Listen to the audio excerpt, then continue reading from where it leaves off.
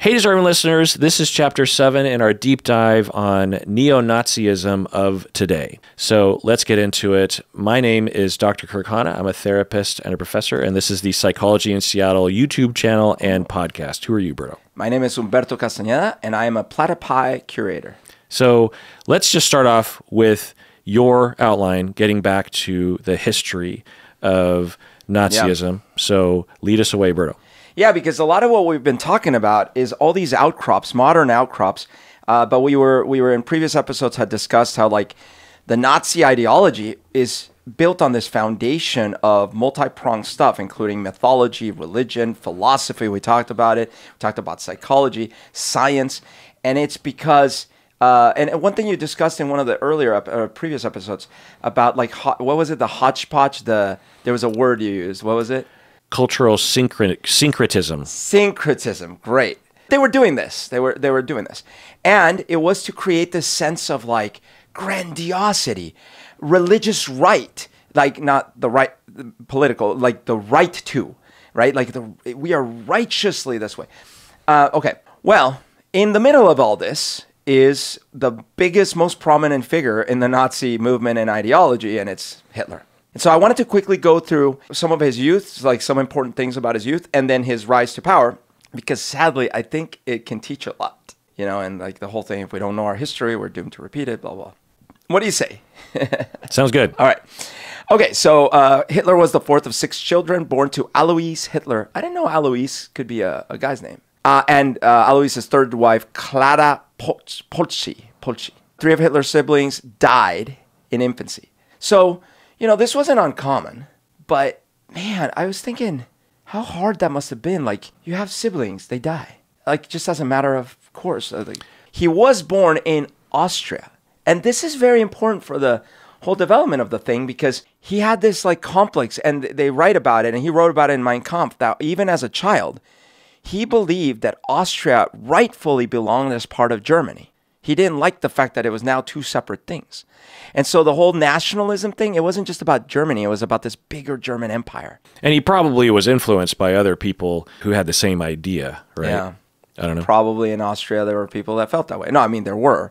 It's unclear. Like in Mein Kampf, he talks about how much as a child he would rally with others at his school. And who knows if that was real or not. But the fact is that he feels that he always believed that this was right. And that would play into what ended up happening, of course. Then he moved around for a while, went to Vienna, but then eventually landed in Germany in 1913. One thing that was important to note is his father apparently beat him a lot, viciously. So much so that, like, accounts from his sister, and that, like, to the point of concern for his life. Well, that'll do a number on you.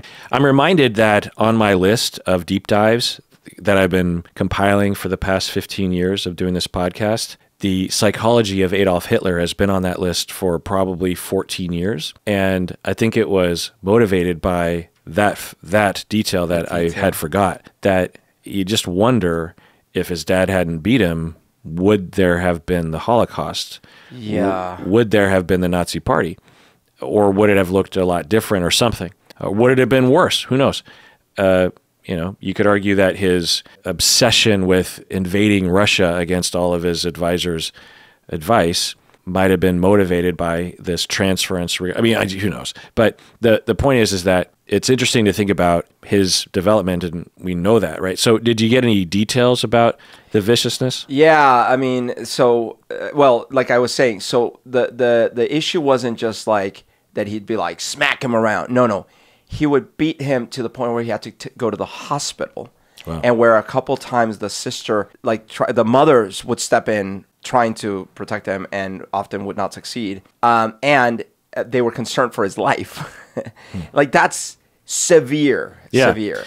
It is interesting to think about, right? Like, just that detail, and I'll just hypothesize, it's possible that through that abuse, he internalized this notion of inferiority and of helplessness and of threat and danger, and he had that template inside of him and was perpetually in a state of feeling, some of you listening or watching right now might be able to relate to this. Not that you're going to be Hitler, but that you perpetually feel unsafe and under threat, inferior, in danger, that close relationships, individuals can't be trusted. And then he grows up, and that can manifest in a lot of different things, right?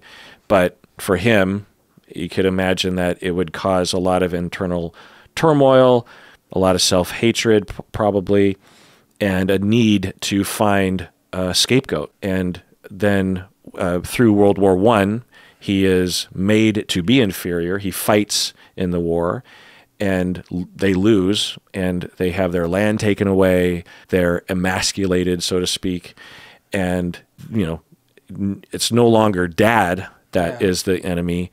It's the world. It's the world. It's the rest. It's outsiders, right? So you could imagine that growing within him and giving him that motivation to stand up in that pub when no one was following him and just perpetually just scream and bang his fist against the table. Because, for every Hitler, there were thousands, if not millions of other people just like him that didn't get any followers and just were labeled as the kook in the pub, right? Yeah. So right place, right time, or wrong place, right time. But so if we learned that some guy at the corner pub is doing that, and we learned that he was severely beaten growing up, it wouldn't be hard to draw that connection. That's right. And I don't think it's hard to draw the connection with Adolf as well. I think that's a very, very likely connection. 4 things that I drew conclusions from his childhood. One, not only did his father beat him, but he still respected and looked up to his father in many ways. And the writings have been this was an authoritarian regime he was under. Number 2, his mother, he had a very, very close relationship to and loved her, and she tried to protect him constantly. But she died very young. She died at 47 from cancer. 3, he lost his younger brother, Edmund. So the other 3 that died, I don't know what ages they were, but but the Edmund one apparently really affected him because he died from measles. And he probably did love his younger brother and all these things. And then 4, there's this thing where, basically, his relation, even in Mein Kampf, his relationship with his father was one where, I think similar to other, Trump and other people like that, where he still wanted to prove himself and kind of honor his father. So as you, I'm sure know, he always wanted to be an artist, but his father always vehemently didn't want him to become an artist. And as much as he wanted to rebel against that, he ended up becoming what his father wanted him to be, which was a civil servant first and then eventually take over the world. Not that his father wanted that, but so it's really interesting. Of course, people are way more complicated than 4 bullet points and things. But I just think about myself and how there's just a few instances that happened that shaped so much of my psychology and problems and benefits. And, when I was little, my mom left when I was young.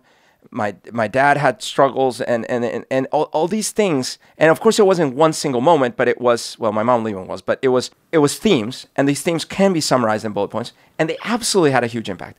So it's impossible for me to read these and be like, yeah, well, maybe it's really, it's it has to be part of the equation.